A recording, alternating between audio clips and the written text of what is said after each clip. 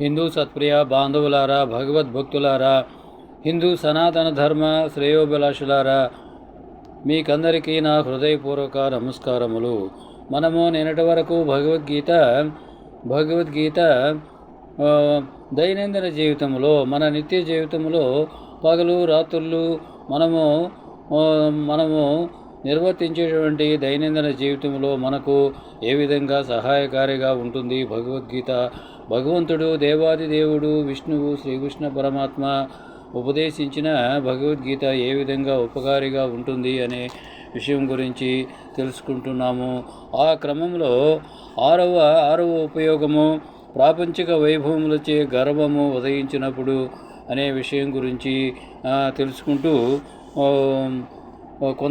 కొంత తెలుసుకొని ముగించాము. మిగిలినది ఈరోజు చెప్పుకుందాము. జై శ్రీరామ్, జై శ్రీకృష్ణ. ఏంటంటే, పాదోస్య విశ్వభూతాని త్రిపాదస్య అమృతం దివి అని భగవంతుని ఈ విశ్వవ్యాపక అనంత శక్తి ఎదుట మానవుని ఆస్తిపాస్తులు ఎంత, భగవంతుని యొక్క విశ్వవ్యాపక అనంత శక్తి ఎదుట అని మనం అర్థం చేసుకోవాలి, గ్రహించాలి. ప్రతి మానవుడు గ్రహించాలి. వైభవములు ఎంత, ఈ మానవునికి ఉండేటువంటి ఒక్కొక్క మానవునికి ఒక్కొక్క రకంగా వైభవం ఉంటుంది. ఒక్కొక్క మానవునికి ఒక్కొక్క విధంగా ఆస్తిపాస్తులు ఉంటాయి. అదేవిధంగా భోగభాగ్యాలు ఎంత, భోగభాగ్యాలు కూడా ఒక మానవునికి ఒక విధంగా, ఇంకొక మానవునికి ఒక విధంగా ఉంటాయి. ఇది ఎంతయో ఆలోచించినచో మానవుని అల్పత్వము బట్టబయలు కాగలదు. మానవుని యొక్క అల్పత్వము బట్టబయలు కాగలదు. అర్జునుడంత మహాబలశాలి, భౌతిక శక్తి సమన్వితుడు, రాజాదిరాజు భగవంతుని విశ్వరూపమును సందర్శించిన వెనువెంటనే ఏమన్నారు? ఎంతటి వినయ విధేయతలు, భక్తిభావము ప్రదర్శించనో. భగవద్గీత 11వ అధ్యాయమును చదివిన వారికి తెలియగలదు. 11వ అధ్యాయాన్ని చదివిన వారికి, వినిన వారికి తెలియగలదు. ఇక సామాన్యుల విషయము చెప్పనేలా. కాబట్టి గర్వాదులు జనించినప్పుడు, గర్వము మొదలైనటువంటివి మనకు జనించినప్పుడు, మనకు పుట్టినప్పుడు, మనకు కలిగినప్పుడు భగవద్గీత యందలి విభూతి యోగము, భగవద్గీత యందలి భగవంతుని యొక్క వివిధ రూపాల గురించి తెలియజేసేటువంటి విభూతి యోగము అనేటువంటి అధ్యాయము, విశ్వరూప సందర్శన యోగము అనేటువంటి అధ్యాయము, విభూతి యోగము, విశ్వరూప సందర్శన యోగము అనేటువంటి ఈ 2 అధ్యాయాల్ని ఒక్క పర్యాయము సంస్మరించినచో అంటే స్మరించినచో అవి వెంటనే కాలికి బుద్ధి చెప్పగలవు. ఏవి కాలికి బుద్ధి చెప్పగలవు? గర్వము మొదలైనటువంటివి, ప్రాపంచిక వైభవములచే గర్వము ఉదయించినప్పుడు ఆ విధమైనటువంటి దుస్వభావములు వెంటనే పారిపోగలవు అంటే కాలికి బుద్ధి చెప్పగలవు అని ఇక్కడ వివరించబడింది. తరువాత, నేను గొప్పవాడను, నేను ధనవంతుడును, నేను గొప్పవాడను, నేను ధనవంతుడును, నాకనేక పరిజనులు ఉన్నారు, నాకనేక మంది స్నేహితులు, నాకనేక మంది వంది మాగదులు, నన్ను పొగిడేటువంటి వారు, నా చుట్టూ ఉండేటువంటి వారు, నాకు తెలిసిన వారు అనేక మంది ఉన్నారు అని అనుకుంటూ ఉంటారు. నాతో సమానుడు ఎవడనూ లేడు అని అనుకుంటూ ఉంటాడు ఒక్కొక్క మానవుడు. ఈ ప్రకారములైన బింకములను అంటే ప్రగల్భాలను, బింకములను పలుకుతూ ఉంటారు. అటువంటి వారిని ఏమంటాము? అసురభావ సంయుక్తులనియు అంటే రాక్షస స్వభావం కలిగిన వారనియు. అట్టివారు తమ తమోగుణ ప్రభావంచే తుదకు అంటే చిట్ట చివరకు నరకమనే ఆశ్రయించవలసి వచ్చుననియు. నరకాన్నే వారు ఆశ్రయించవలసి వస్తుంది. కానీ స్వర్గాన్ని, భగవంతుని యొక్క దివ్యధామాన్ని ఆశ్రయించడానికి వారికి అవకాశం ఉండదనేది భగవద్గీత 16వ అధ్యాయమున హెచ్చరించబడినది. భగవద్గీత 16వ అధ్యాయమున హెచ్చరించబడినది అని ప్రతి విశుద్ధ భక్తుడు, భగవద్భక్తుడు, ప్రతి హిందువు అర్థం చేసుకోవాలి, ప్రతి మానవుడు అర్థం చేసుకోవాలి. కావున తన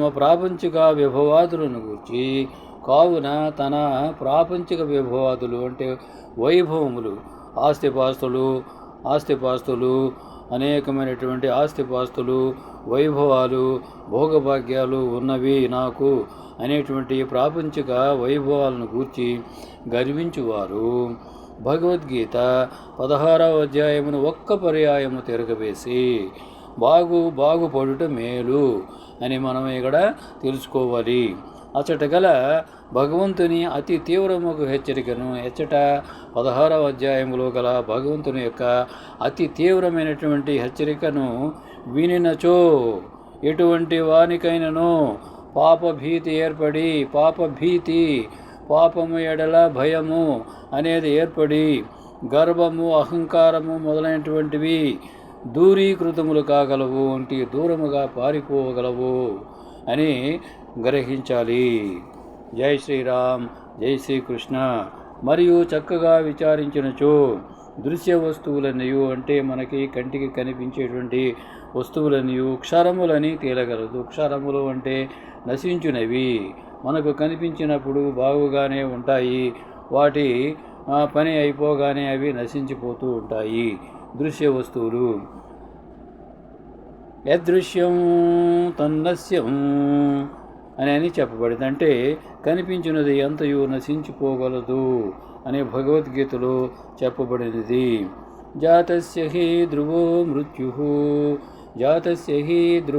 మృత్యుః పుట్టినవానికి చావు తప్పదు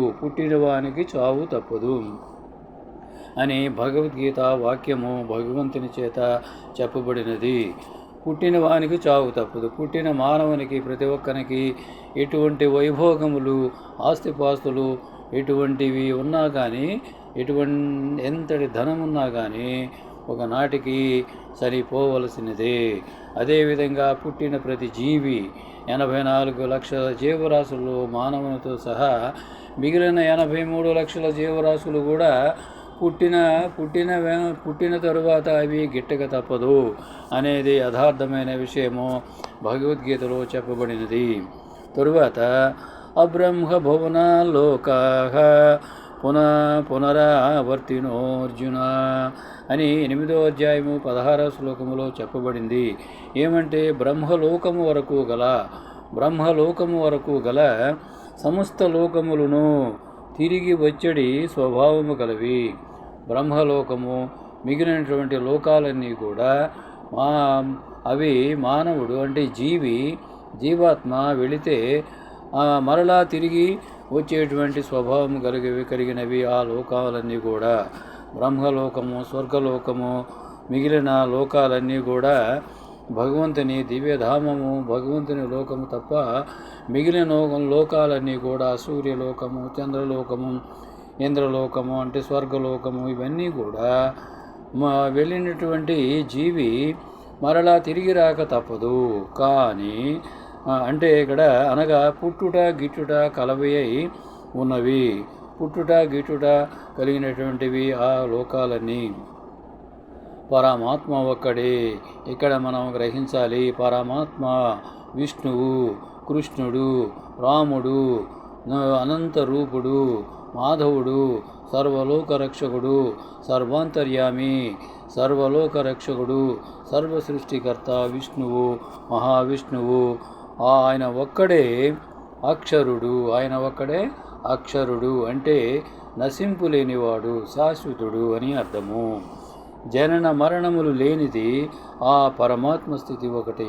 జననము మరణము అనేవి లేనిది ఆ పరమాత్ముని యొక్క, ఆ విష్ణువు యొక్క, ఆ విష్ణు తత్వము యొక్క, ఆ శ్రీకృష్ణ పరమాత్మ యొక్క, ఆ శ్రీరాముని యొక్క తత్వము ఒకటే అని అర్థం చేసుకోవాలి.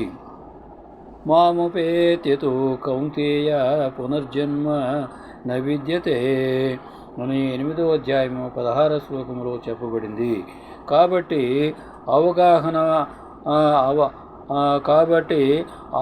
ఆవాగమనములతో కూడి నశ్వరములై జనన మరణములకు హేతుభూతములై క్షరములైనట్టి అంటే నశించేటటువంటి ఈ ప్రాపంచిక విషయ జాలములను గూర్చి బ్రహ్మాండ ఐశ్వర్యములను గూర్చి గర్వింపనేలా మనకు ముందు ఎంతోమంది రాజులు, మహారాజులు, చక్రవర్తులు, ఋషులు, మహర్షులు ఎంతోమంది గర్వపడిన వారు, గర్వించిన వారు ఉంటారు. వారందరూ కూడా ఐశ్వర్యములు ఎన్నో అనుభవించారు, విషయజాలములు ఎన్నో కూడా అనుభవించారు. వాటన్నిటినీ గురించి గర్వించారు. ఆ విధంగా గర్వించిన వారు ఇప్పుడు ఉన్నారా? లేరు. భగవత్ స్వరూపము ఒకటే, భగవంతుడు ఒకటే శాశ్వతము, మనలో ఉన్న జీవాత్మ ఒకటే శాశ్వతము అని గుర్తించాలి. వానిచే అహంభావమును పొందనేలా ఐశ్వర్యాలను చూచుకొని అహంభావమును పొందుట అనేది సబబు కాదు. కనుక పై భగవద్గీత వాక్యములను స్మరించి క్షర పదార్థములను వినాశనము నశింపు కలిగినటువంటి పదార్థములను గొప్పగా తలంచక, గొప్పగా ఆలోచించక, వానిచే గర్వము మొదలైనటువంటి దంభము మొదలైనటువంటి వాటిని పొందక, అక్షరుడగు నశింపులేనివాడు శాశ్వతుడు సనాతనుడు అయినటువంటి పరమాత్మనే, విష్ణుతత్వమనే, శ్రీకృష్ణ పరమాత్మనే, శ్రీరామునే, భగవంతుని యొక్క అనంత రూపాలనే ఆశ్రయించి ధన్యులు కావలేను అని మనము ఇక్కడ మానవులమైనటువంటి, హిందువులమైనటువంటి, భారతీయులమైనటువంటి, భగవద్భక్తులమైనటువంటి మనమందరము కూడా అర్థం చేసుకోవలసి ఉన్నది. ఈ ప్రకారముగా ఆయా దుర్గుణములు హృదయమున ప్రవేశించినప్పుడు ఆయా దుర్గుణములు కామ, క్రోధ, మద మాత్సర్య, లోభము అనేటువంటి 6 దుర్గుణాలు ఇవన్నీ కూడా ప్రవేశించినప్పుడు వెనువెంటనే వానికి విరుగుడైన ఆయా గీతా శ్లోకములను, విరుగుడైన ఆయా భగవద్గీతలోని ఉన్నటువంటి శ్లోకములను అంటే భగవంతుని యొక్క వాక్యములను జ్ఞప్తికి తెచ్చుకొని మన హృదయములో ఎవరున్నారు? పరమాత్మ ఉన్నాడు. మనలో ఉన్న పరమాత్మ, మన హృదయములో నివసించి ఉన్న పరమాత్మ నివసించి ఉన్న మన హృదయాన్ని నిర్మలము కావించుకొనవలెను. నిర్మలము చేసుకోవాలి, పరిశుద్ధం చేసుకోవాలి, పవిత్రం చేసుకోవాలి. రోగములు రాకముందే ఆరోగ్య పద్ధతులను నెరవేర్చుకుని ఉండుట సర్వోత్తమము. రోగములనేవి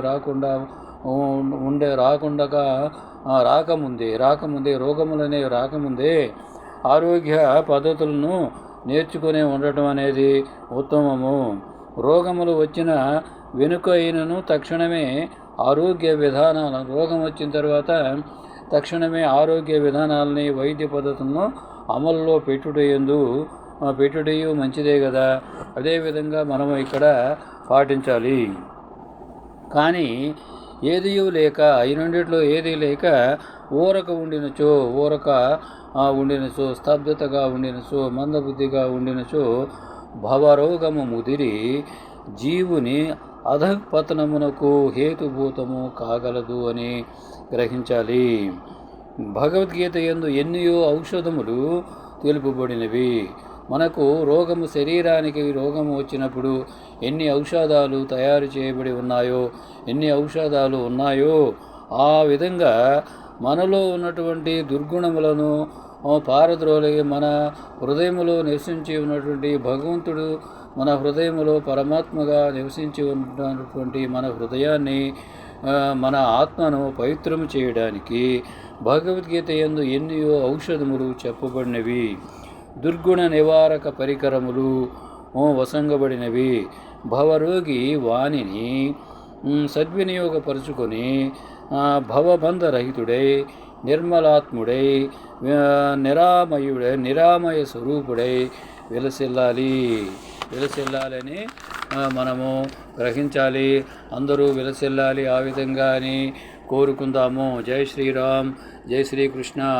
ఇంతటితోటి భగవద్గీత మన దైనందిన జీవితంలో రాత్రుళ్ళు పగలు రాత్రుళ్ళు ఎప్పుడూ కూడా మనకి ఏ విధంగా సహకరిస్తుందో భగవద్గీత అనే విషయాల గురించి తెలుసుకున్నాము. ఇంతటితోటి స్వస్తి. జై భగవద్గీత, జై జై భగవద్గీత. జై శ్రీరామ, జై శ్రీరామ, జై శ్రీకృష్ణ. హరే కృష్ణ, హరే కృష్ణ, కృష్ణ కృష్ణ హరే హరే, హరే రామ, రామ రామ, హరే హరే. శ్రీరామ జై రామ, జై జై రామ. శ్రీకృష్ణ జై కృష్ణ, జై జై కృష్ణ. భగవద్గీత శరణం శరణం, రామపాదం శరణం శరణం, కృష్ణపాదం శరణం శరణం. భగవద్గీత అభయం అభయం, భారతదేశం శుభం శుభం. భగవద్గీత హిందూ జయం జయం. ఇట్లు భగవద్గీత హిందూ మిషన్ వెంకటరామ సేవక్. భారత మాతా కీ జై. జై హింద్.